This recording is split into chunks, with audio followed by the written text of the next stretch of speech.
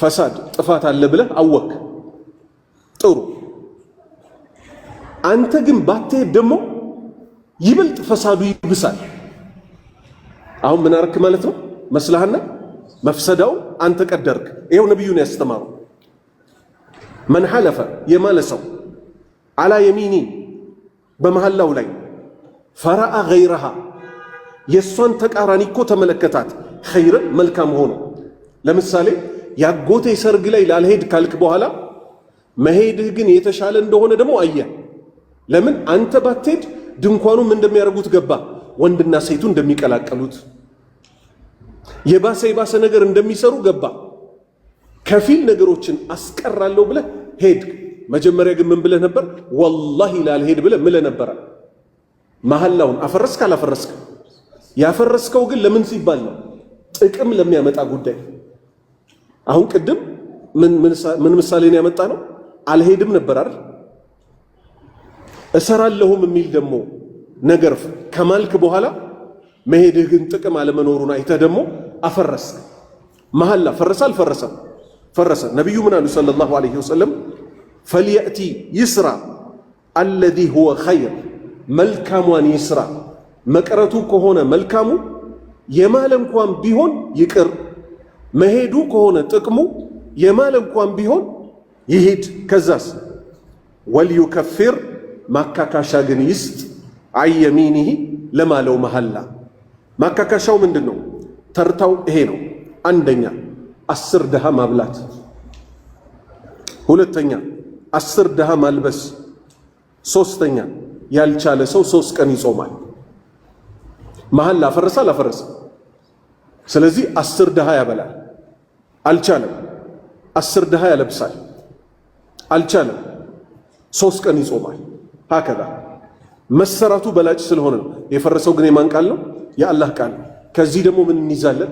ከመሐላ በፊት ቆም ብሎ ማጤን እንደሚሻል። ብዙ ሰው ወላሂ ብያለሁ፣ በቃ አባቴ ቢፈልግ ከገባበት ቀብር ጉድጓድ ይውጣ ይሉና ሽማግሌ ጋር ሲደርሱ በሁለት ሐዲስ ጠብ ይላሉ አይሉ? ቁርአንና ሐዲስ ሰውን በየዘመኑ መማረክ ነው አይደል ለምሰራው? ቃለ አላሁ ተዓላ ወቃለ ረሱሉሁ ሲባሉ በሽማግሌ አባቴ ከቀብር ይውጣ ወላሂ 7 ጊዜ እያለው ምናምን ያለችዋ ሴት ያለው ወንድ ገደል ይገባል። መሐላውን ቀድሞ መያዝ አስቦ ብቻ ይሄ ነገር አይሆንም ብያለሁ ማለት ነው ይሻል። ብዙዎቻችን መሐላ እስከ ዛሬ ስንትና ስንት አለብን የለብንም? እንግዲህ ያ ሁሉ ምን ይጠብቃል? ምን ይጠብቃል? አንደኛ ተውበት ይጠይቃል። ለምን? ምን ያህል መሐላ እንደማል አላህ እንጂ የሚያውቀው ህይወታችን ጥሩ ስላልሆነ ለትንሽ ወላሂ ብያለሁ ሞት መጣታል። የኛ ህይወት እንደዚህ ነው አይደለም? እነዚህን ሁሉ መሐላዎች እንጾማቸው ብንል ስንት ቀን ይሆናል?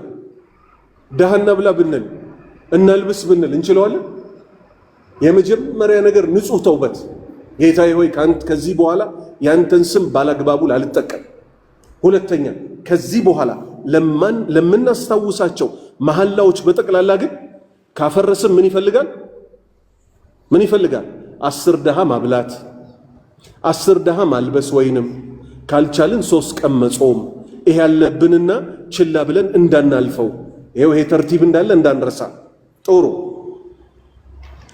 34ኛ ሐዲስ አን አቢ ሁረይረተ ረዲየላሁ ዐንሁ አነ ረሱለላሂ ሰለላሁ ዐለይሂ ወሰለም ቃል ኸይሩ የውሚን ጠለዐት ዐለይሂ ሸምሱ የውሙል ጁሙዓ ፊሂ ኹሊቀ አደም ወፊሂ ኡድኺለል ጀነ ወፊሂ ኡኽሪጀ ሚንሃ ረዋሁ ሙስሊም።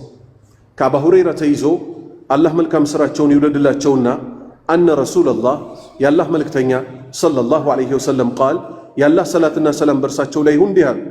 ኸይሩ በላጭ የውሚን ከቀኖች ሁሉ በላጭ ጠለዐት ዐለይሂ የወጣችበት የሆነ በሱ አሸምሱ ፀሐይ ከወጣችባቸው ቀኖች ሁሉ እኮ በላጩ የውሙል ጁሙዓ የጁሙዓ ቀን ነው።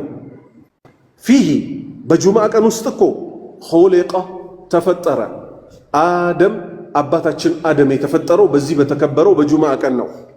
ወፊሂ በሱም ውስጥ እኮ ኡድኺለል ጀና ጀነት ግባ ተባለ። መቼ? ጁምዓ ቀን።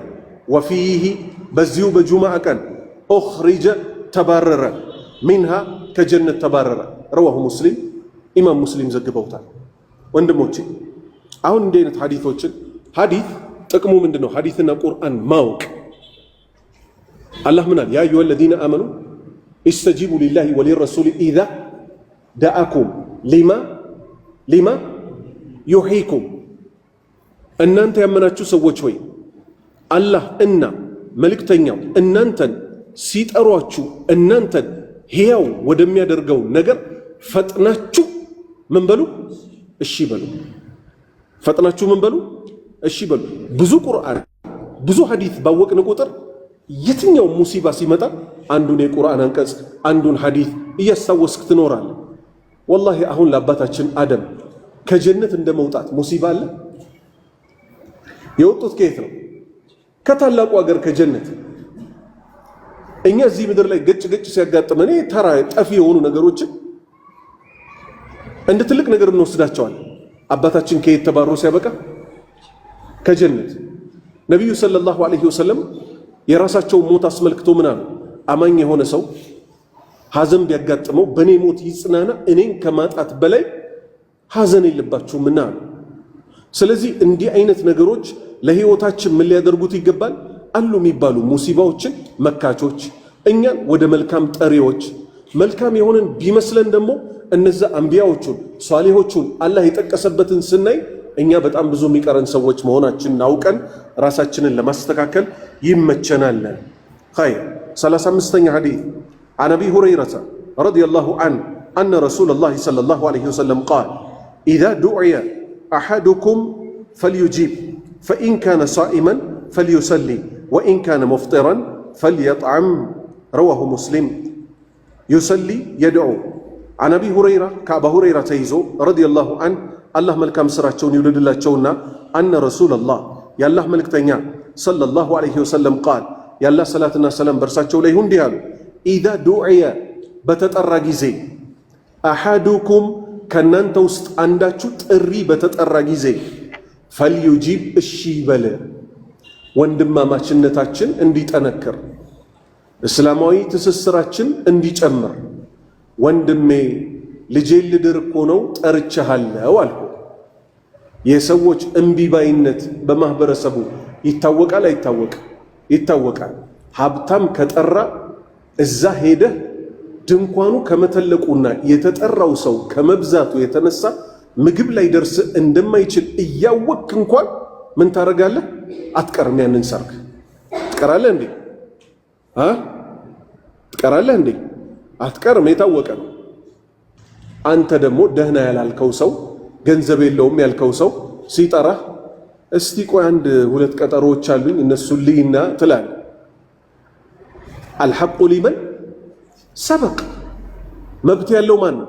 ቀድሞ የጠራ ነው። ወንድሜ ስላለ እንጂ ሁሉ ሰው የሚጠራው አጥቶ ነው።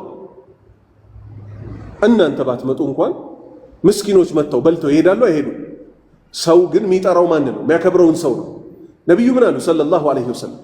እርስ በእርስ መቀያየም ውስጥ የምትገቡት እንዲህ አይነት ነገሮች ሲጓደሉ ነው። ማንም ጠራህ ማን ሙስሊም እስከሆነ ድረስ አላህ እስካልታመፀ ድረስ ፈልዩጂብ እሺ በል። ፈኢን ካነ ሷኢመን ጾመኛ ከሆነ በግድ አፍጥር አይባልም። ፈልዩሰሊ ዱዓ ያድርግላቸው ለጠሩት ሰዎች። የጾመኛ ዱዓ ተቀባይነት አለው የለውም? አክብረው ስለጠሩት እሱ ዱዓ አደረገላቸው። አላህ ዱዓውን ሰምቶ ደግሞ ለነሱ ባረከላቸው። ወኢን ካነ ሙፍጢረን ጾመኛ ካልሆነ ግን ፈልየጥዓም የሰጡትን ምግብ ይብላ ሚስማማውን። ፈልዩሰሊ የሚለው የድዑ ዱዓ ያርግላቸው። በዚህም መልክ ወዳጅነታችሁ ይቀጥላል አሉ። የውስጥ ላያችንን አላህ ያሳወቃቸው ታላቁ ሰው ነቢዩ ሙሐመድ ሰለላሁ ዐለይሂ ወሰለም።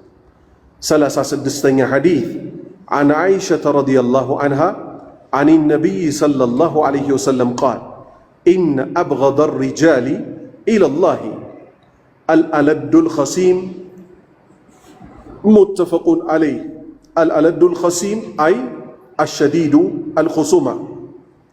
كمؤمنا النات عائشة تيزو الله ملكم سروان ይውደድላትና አን ነቢይ ሰለላሁ ዐለይሂ ወሰለም ቃል ከነቢዩ ይዛ ያላ ሰላትና ሰላም በርሳቸው ላይ ይሁን ኢነ አብገደ አሉ ነቢዩ በጣም እኮ አሪጃል ከወንዶች ከሰዎች በጣም አላህ የተቆጣባቸው ሰዎች ማለት ኢነ አብገደ ሪጃሊ ኢለላህ አላህ ዘንድ በጣም አላህ የተቆጣባቸው ሰዎች ማለት እኮ አልአለዱ ክርክር አልአለዱ ብርቱ አፍዋን አልአለዱ ብርቱ አልኸሲም ክርክረ ብርቱ የሆኑ ሰዎች ናቸው።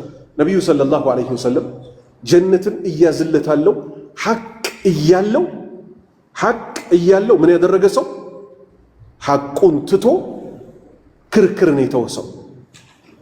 ምክንያቱም ክርክር መጨረሻው ምን ይሆናል? ንገሩ። ሰዎች ሐቅ አለ ይሄ ነገር የኔ ነው አለ።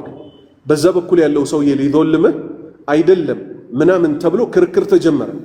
መጨረሻ ላይ ወደ ምንድን ነው የሚሄዱት? ወይ ከአላህ ውጭ ወዳለ ፍርድ፣ ወይ እናትና አባት በሌሉበት ይሰደባሉ፣ ወይ ደግሞ ወደ ባሰ ጸብ ይገባል አይደል?